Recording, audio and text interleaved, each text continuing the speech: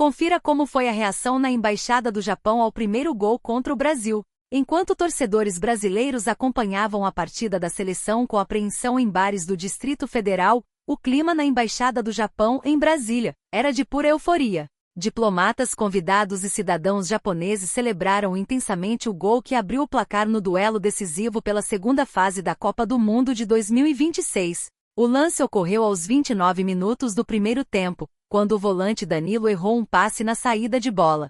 Kaishu Sano aproveitou a falha da defesa brasileira e não perdoou, colocando o Japão em vantagem. Nas imagens registradas no local, é possível ver os convidados atentos ao telão. Assim que a bola balança a rede, a comemoração toma conta do ambiente com aplausos e sorrisos. Em contraste, no mesmo espaço, os poucos torcedores que vestiam a camisa da seleção brasileira permaneciam sentados, acompanhando o momento em silêncio. Apesar da festa japonesa durante a primeira etapa, o Brasil mostrou poder de reação após o intervalo e buscou a virada. Com gols de Casemiro e Gabriel Martinelli, a seleção brasileira venceu por 2-1, eliminou o Japão e garantiu sua vaga nas quartas de final da Copa do Mundo de 2026. Agora, o time comandado por Carlo Ancelotti aguarda o vencedor do confronto entre Costa do Marfim e Noruega, que jogam nesta terça-feira 36 às 14 horas.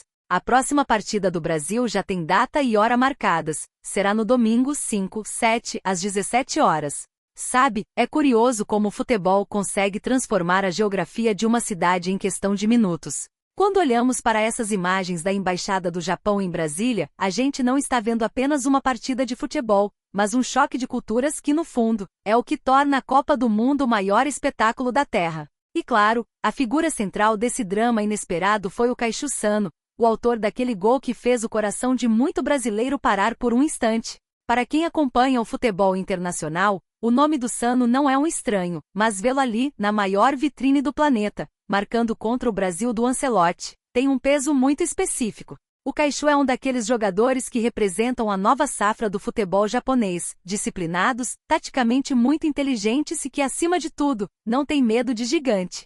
Ele que começou sua trajetória no Machida Zelvia e foi ganhando seu espaço na J-League até chamar a atenção do futebol europeu. Sempre foi visto como um volante de contenção com uma saída de bola refinada. O que vimos ali em Brasília foi o ápice de uma evolução que o Japão vem plantando há décadas, desde que decidiram profissionalizar seriamente sua Liga Nacional. É impossível falar desse confronto sem olhar para o Danilo, que esteve no centro do lance do gol japonês. O Danilo é um veterano de 1000 batalhas, um jogador que passou por gigantes como Porto, Real Madrid, Manchester City e Juventus. Ele é um dos homens de confiança do Carlo Ancelotti, justamente pela sua polivalência e pela experiência que traz para um grupo que muitas vezes sente o peso de uma camisa que é a mais pesada do mundo. O Danilo é aquele cara de grupo que raramente perde a compostura, e é por isso que aquele erro na saída de bola, aos 29 minutos, chocou tanto a torcida.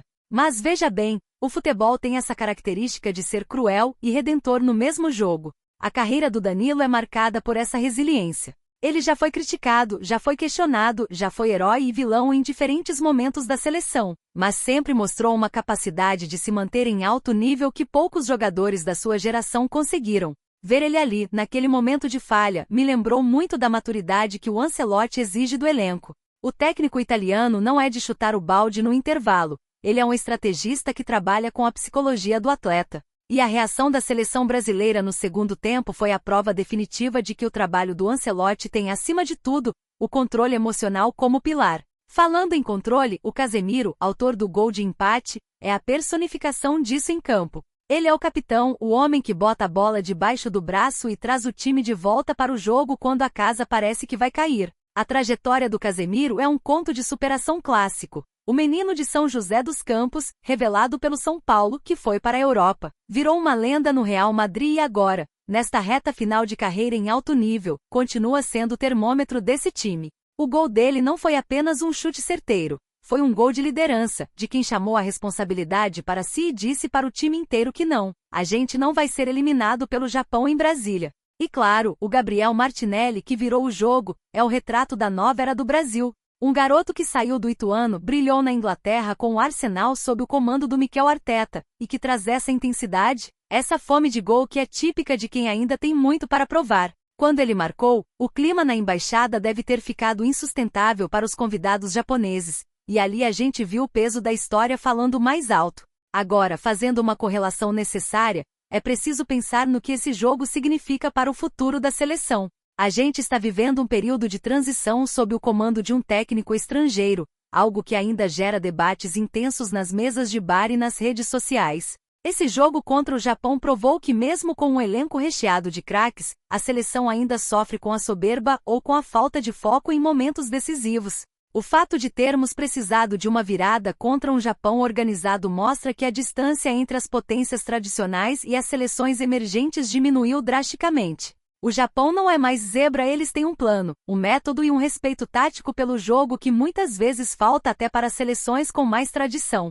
Pessoalmente, eu acho que essa vitória de virada é muito mais benéfica para o Brasil do que uma goleada tranquila. Time que ganha de goleada na primeira fase ou nas oitavas, muitas vezes, chega nas quartas com uma falsa sensação de invencibilidade. O Brasil do Ancelotti precisou suar, precisou ser questionado dentro de campo e precisou mostrar que tem um banco de reservas capaz de mudar o panorama de uma partida. Isso dá uma casca, um estofo emocional que é vital para quem quer levantar a taça. Eu vejo esse momento como verdadeiro teste de fogo para esse grupo. Eles provaram que sabem sofrer, sabem reagir e, o mais importante, sabem seguir o plano do treinador mesmo quando o estádio inteiro está contra ou quando a torcida no seu próprio país começa a duvidar. A Copa de 2026 está sendo uma das mais imprevisíveis dos últimos tempos. Quando a gente olha para o próximo adversário, seja a Costa do Marfim ou a Noruega, a gente sabe que não vai ter moleza. O futebol moderno é físico, é rápido e é implacável com quem vacila. O que vimos na Embaixada do Japão foi um resumo do que é o torcedor, apaixonado, esperançoso e capaz de transformar um evento diplomático em um caldeirão de emoções. É bonito ver como o futebol une, mesmo quando a gente está do lado oposto da mesa. Mas, no fim das contas, a camisa 5 estrelas pesou. O Brasil avançou, o Japão volta para casa com a cabeça erguida por uma campanha digna, e nós seguimos na torcida, porque a partir de agora a margem para erro é zero. É mata-mata, é coração na boca e é o Brasil tentando reafirmar sua hegemonia no esporte que a gente, com toda a nossa paixão, insiste em chamar de nosso. E que venha o próximo desafio, porque essa Copa, pelo visto, ainda tem muita história para ser escrita e, sinceramente, eu espero que o Brasil continue sendo o protagonista desse roteiro, mas dessa vez, sem nos dar tantos sustos logo no início da partida.